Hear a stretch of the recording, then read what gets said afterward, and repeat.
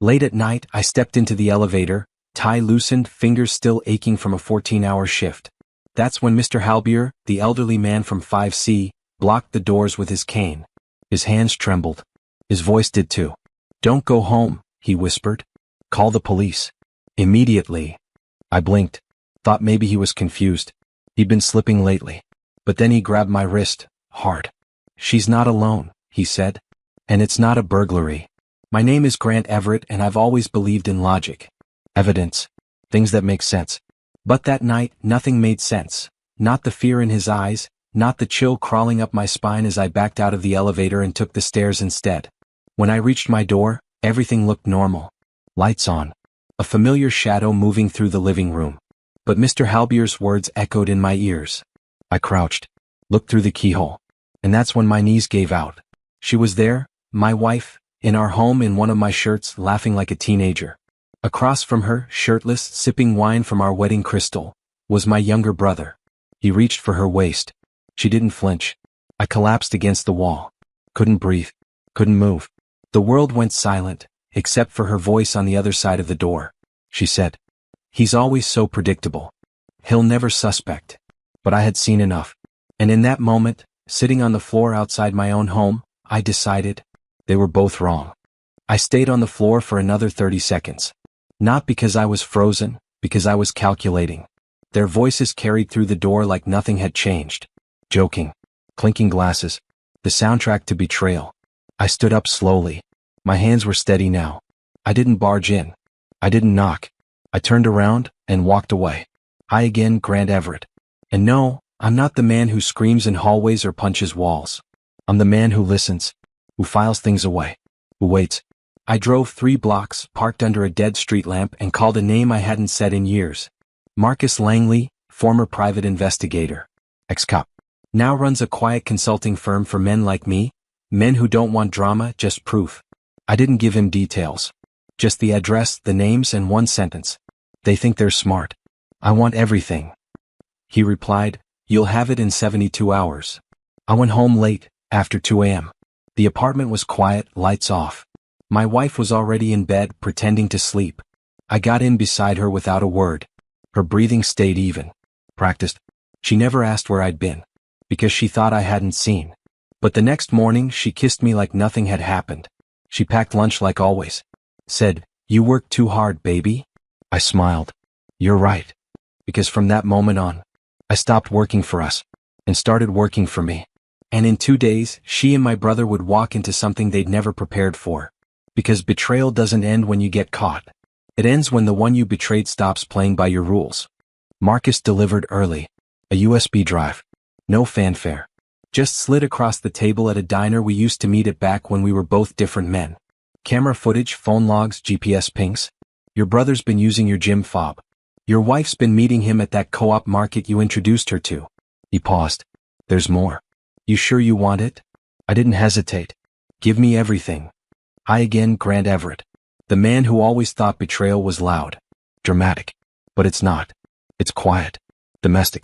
It makes breakfast, kisses you goodbye, and texts someone else while you're sitting in traffic. That night I watched every clip. Him in my hoodie. Her in the passenger seat of my car when I was supposedly working late. Them, checking into a boutique hotel on the same weekend she claimed she was helping her sister move. But the worst part? They looked happy. Not guilty. Not afraid. Just free. It wasn't an affair. It was a relationship, one that existed parallel to mine. One that had outgrown the shadows and started building roots. I didn't scream. I didn't cry. I called my attorney. We updated the will. Revised the insurance. Drafted property separation clauses, pre-divorce. She didn't even notice the notary arriving later that week. She just signed the refinance forms I told her were urgent.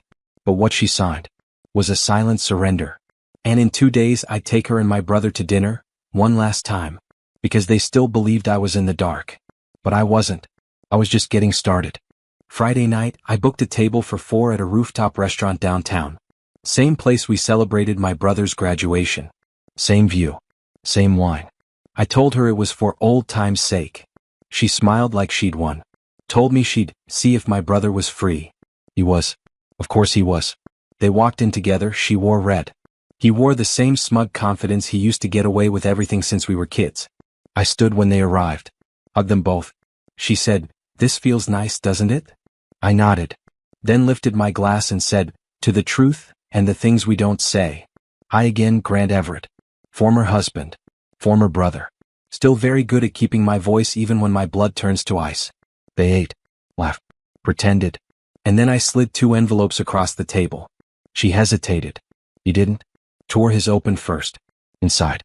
A printed copy of the private investigator's report. Photos. Logs. Dates. All of it. His face drained so fast I thought he might throw up. She opened hers next. Hers wasn't the report. It was a waiver, pre-signed, notarized, and legally binding. Giving up all rights to our condo, our joint savings, and the retirement accounts. Her signature was already there. She blinked. "What is this?" I said nothing. Just tapped the date she signed. 3 days ago. She looked at me like I'd stabbed her. My brother whispered, "You set us up." "No," I said calmly. "You played yourselves. I just recorded it." Then I stood. And walked away. They never saw the 4th chair. The one I reserved, for the reporter from the local paper. She'd been listening the whole time. The reporter's name was Elise. I didn't bribe her, threaten anyone, or promise a scandal. All I said was, "You'll want to hear how trust dies between 2 brothers. And how a wife signed herself out of a marriage without reading the fine print." She sat 2 tables away. Recorded everything with permission. What? Because my brother's company prided itself on family values. A small tech firm, newly partnered with a veterans nonprofit. They just featured him in a campaign about loyalty and brotherhood. Bad timing. I again, Grant Everett. I used to think exposure was petty. That keeping things quiet was the dignified path. But dignity without consequence is just silence with a tie on. When Elise emailed me the final transcript, I sent it only one place, to my brother's head of PR. No captions. No threats. Just the raw, unedited story. It didn't take long. Within 48 hours, his face was pulled from the homepage. His inbox? Leaked. His partnerships? Paused pending internal review. Meanwhile, she moved out. Quietly. No goodbye. Just a forwarded mail slip and a half-hearted email. "I wish things were different." I didn't reply. Instead, I went back to the rooftop restaurant. Same table. Alone this time. The waitress, same one from that night, handed me the bill for the dinner they never paid for. I tipped her double and left one note on the receipt. I always pay my debts. Eventually, so do they. But it wasn't about revenge anymore. It was about finally owning the silence that used to be weaponized against me. And tomorrow? I'd walk into a courtroom with all the paperwork done, all the assets cleanly separated, and one final surprise they still didn't see coming. Court wasn't dramatic. That's the part no one tells you. No yelling. No slamming fists. Just paperwork, signatures, and eyes that avoid yours like the truth is too heavy to look at. She sat 2 seats away, makeup thinner, voice lower. No lawyer beside her. She couldn't afford one anymore. My brother didn't come. His name wasn't on anything official. But his fingerprints were all over the life she lost. I again, Grant Everett. A man who once believed that if you gave people the benefit of the doubt, they'd give you honesty in return. Now, I deal in contracts, not assumptions. The judge reviewed the documents. Everything airtight. Thanks to Rachel, my attorney, and that one signature my wife never thought twice about. The judge asked her, "Do you understand what you're agreeing to?" She hesitated. Glanced at me. I didn't blink. She said, "Yes." And just like that, the home, the savings, the stocks, they were mine again. Not out of spite. Out of consequence. Outside the courtroom, she followed me to the parking lot. "I don't understand," she said. "You never raised your voice. You never fought back. You just let me hang myself." I finally looked at her, really looked. "I didn't let you. You did that all by yourself." She stepped closer. "Was any of it ever real to you?" I shook my head slowly. "It was.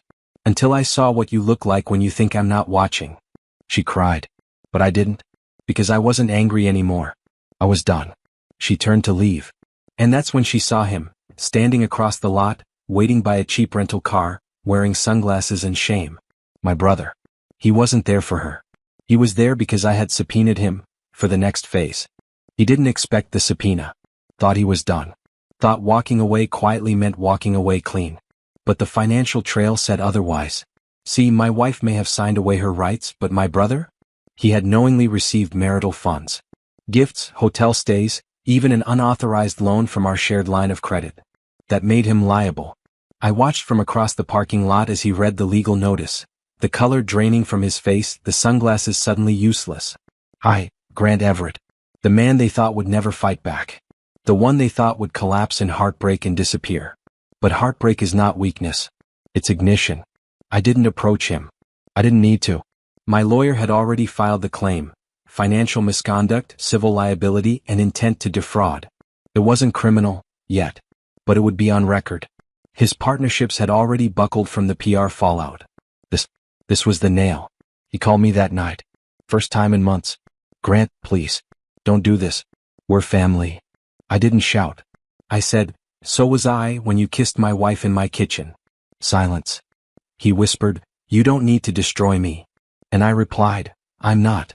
I'm just documenting what you did, for everyone else you'll try to fool next. Then I hung up. That night I sat alone in the condo. Quiet. Still. No plans. No schemes. Just space.